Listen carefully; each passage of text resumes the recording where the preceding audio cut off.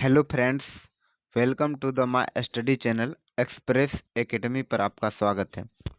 मेरे प्यारे बच्चों, आज के इस क्लास में हम सीखने वाले हैं बिहार बोर्ड मैट्रिक परीक्षा 2026 में जो हिस्ट्री, ज्योग्राफी और पॉलिटी के जो पिछले वर्षों में जो क्वेश्चन पूछा गया है और वही सब क्वेश्चन जो बार बार रिपीट का होता है, ये सामाजिक विज्ञान का है और इसमें हम टॉप 100 क्वेश्चन को देखने वाले हैं। तो चलिए बिना देर किए हुए आज के इस क्लास को हम शुरू करते हैं। देखिए, पहला प्रश्न कहता है यूरोप में राष्ट्रवाद के उदय का मुख्य कारण क्या था। तो यूरोप में राष्ट्रवाद का मुख्य कारण था कि राष्ट्रीय आंदोलन। अगला प्रश्न कहता है 1857 के विद्रोह का तत्कालिक कारण क्या था। तो चर्बी लगे कारतूस का प्रयोग। आगे कहता है भारतीय राष्ट्रीय कांग्रेस की स्थापना कब हुई थी। तो 1885 ईस्वी में भारतीय राष्ट्रीय कांग्रेस की स्थापना की गई थी। आगे कहता है असहयोग आंदोलन कब शुरू हुआ था। तो असहयोग आंदोलन 1920 में शुरू हुआ था। आगे कहता है दांडी मार्च किससे संबंधित है। दांडी मार्च जो है वो सविनय अवज्ञा आंदोलन से संबंधित है।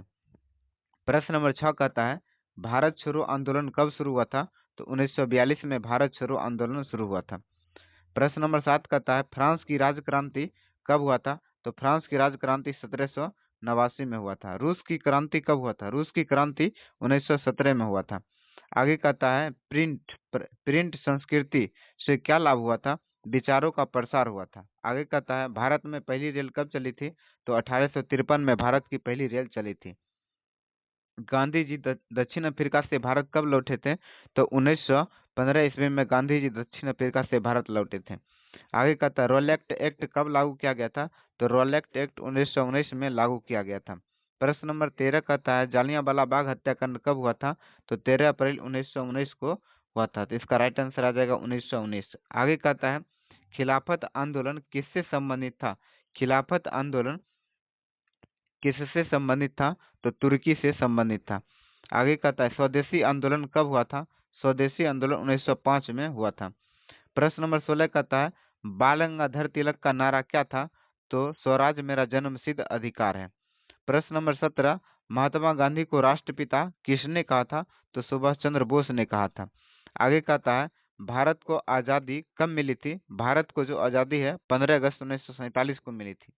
आगे कहता है प्रथम विश्व युद्ध कब हुआ था। तो प्रथम विश्व युद्ध जो हुआ था 1914 से लेकर 1918 के बीच में प्रथम विश्व युद्ध हुआ था।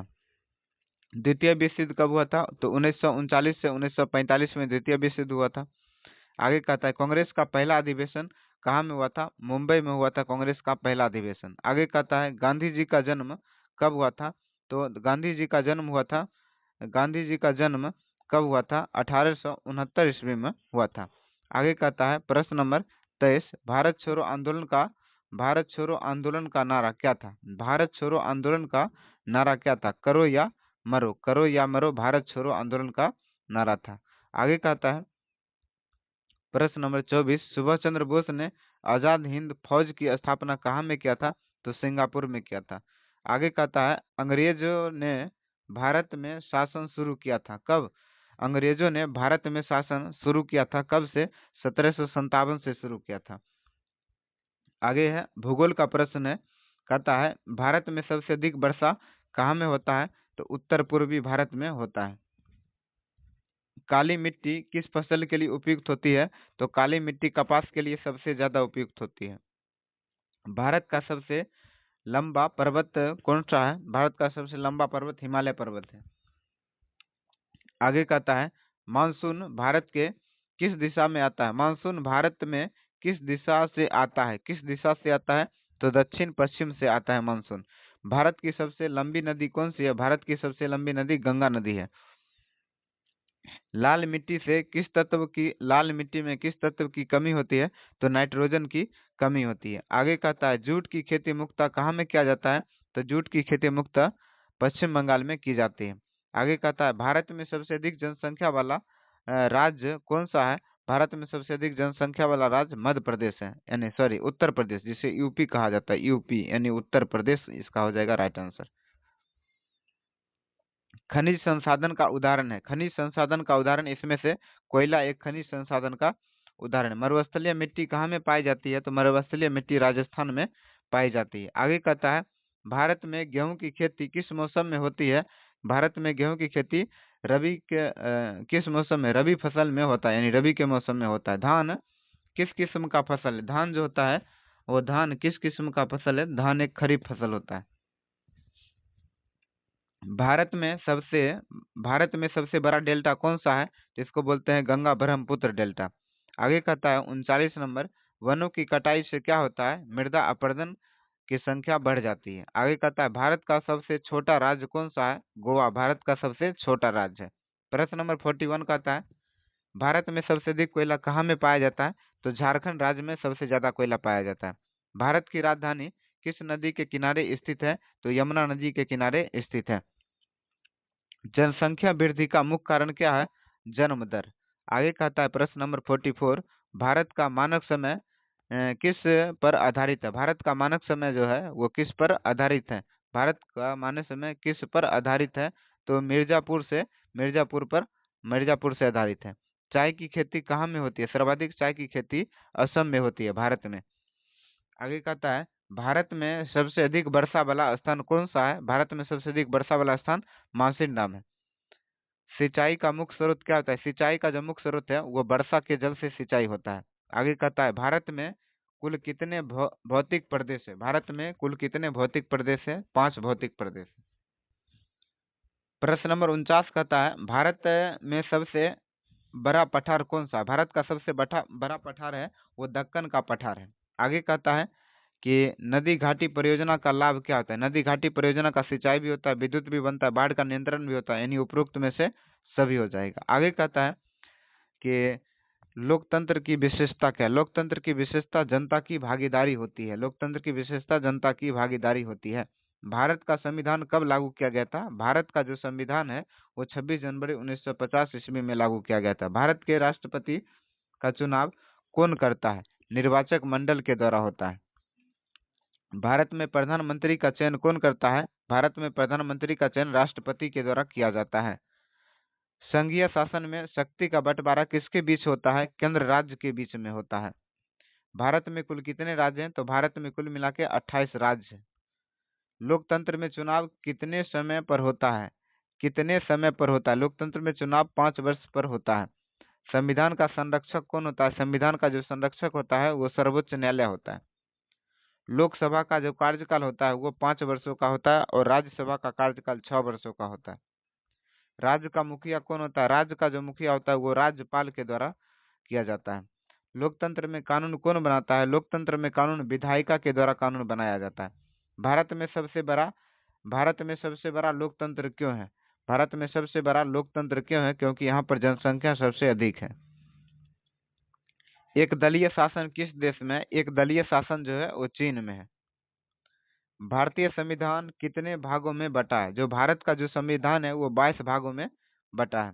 मौलिक अधिकार कितने? मौलिक अधिकार की संख्या है, मौलिक अधिकार की संख्या 6 है। मताधिकार की न्यूनतम आयु कितना है? मताधिकार की न्यूनतम आयु 18 वर्ष है।